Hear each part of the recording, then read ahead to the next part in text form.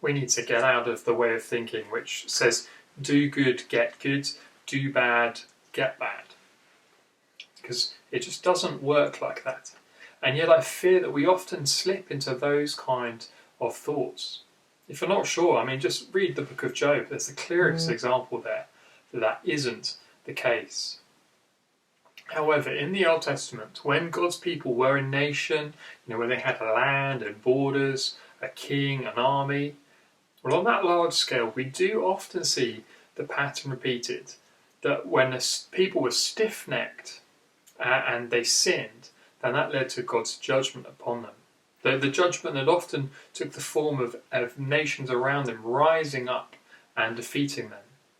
And that seems to be the case here in Psalm 81. The psalm starts actually with the people praising God.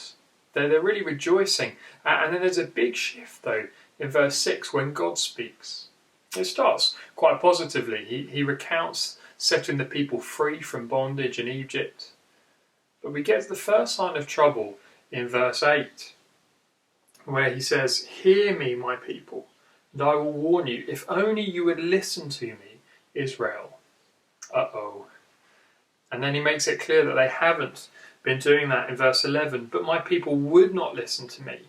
Israel would not submit to me." And then see the link though with verse 12. So because of that, I gave them over to their stubborn hearts to follow their own devices. God gave the people over to what they wanted. And so they're in trouble. They're overwhelmed by their enemies. But hear what God says to them in verse 13 and 14. "If my people would only listen to me, if Israel would only follow my ways, how quickly I would subdue their enemies and turn my hand against their foes." So we see here how God promises that if they repented, if they turned from their stubborn selfishness and instead listened to and followed God, He would restore them.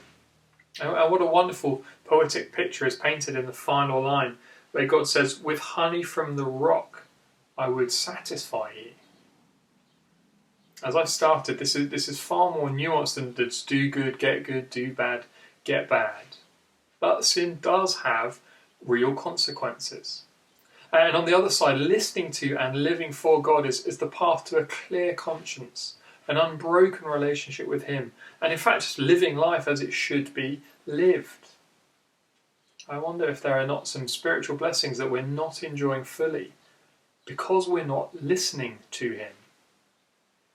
Let us listen to God. Let's listen to Him and follow Him. That we too would know that satisfaction of honey from the rock.